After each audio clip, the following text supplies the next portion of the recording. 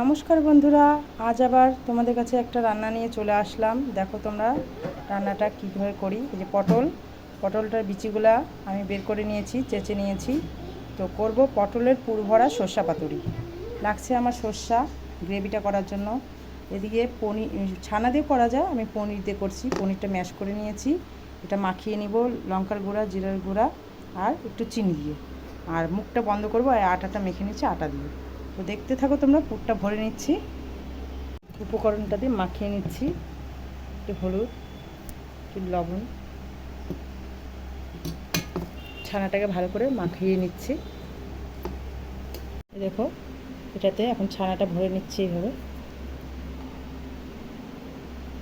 পুরটা ভরা হয়ে গেছে ছানাটা। এখন মুখটা বন্ধ করবো কী দিয়ে বলো তো? এই যে আটা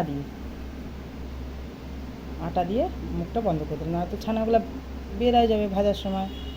এই যে এইভাবে প্রতিটা তৈরি করে নিচ্ছি। প্রতিটা পটলের পুরভরা তৈরি রেডি হয়ে গেছে, এখন ভেজে নিচ্ছি। সর্ষেটা এখন বেটে নিচ্ছি। এখন পটলগুলো ভাজার জন্য তেল দিয়েছি কড়াইয়ের মধ্যে, তেলটা গরম হচ্ছে। এদিকে পটলগুলো আছে, এখন ছেড়ে দেব।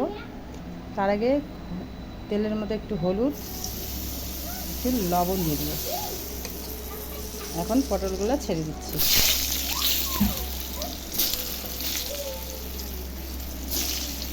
পটলগুলো ভাজা হয়ে গেছে, এখন উঠিয়ে নিব একে একে।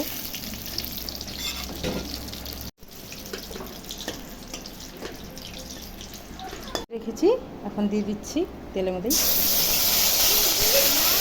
এখন একটু লবণ দিচ্ছি, একটু হলুদ দিচ্ছি, সর্ষেটা ফুটে তারপরে দিয়ে দেবো।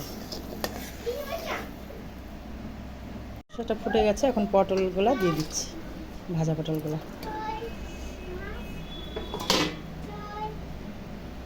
একটু চিনি দিয়ে দিব তার উপর দিয়ে ছিটিয়ে।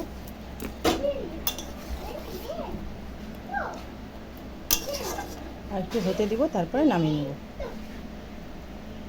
তাহলে আমার তৈরি হয়ে গেল পটলের পুরভরা সর্ষা পাতুরি। তোমরা এরকম বাড়িতে ট্রাই করতে পারো, খুব ভালো লাগে খেতে।